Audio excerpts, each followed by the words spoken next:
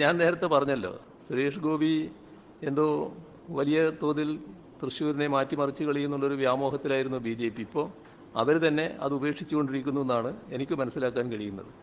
ഏതായാലും അദ്ദേഹത്തിൻ്റെ ഗ്രാഫ് ദിനംതോറും കുറഞ്ഞു വരികയാണ്. അപ്പോൾ നല്ല രീതിയിൽ ഒരു പരാജയ അവസ്ഥയിൽ എത്തി നിൽക്കുന്നു എന്നുള്ളതാണ്. പഴയ ഫയലുകളെടുത്ത് വായിച്ചാൽ പോരാ, പഠിക്കണം.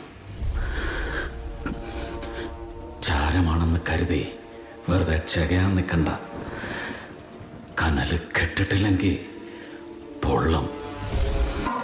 I, Suresh Gopi, do swear in the name of God that I will not directly or indirectly communicate or reveal to any person or persons any matter which shall be brought under my consideration or shall become known to me as a Minister of State for the Union, except as may be required for the due discharge of my duties as such Minister of State.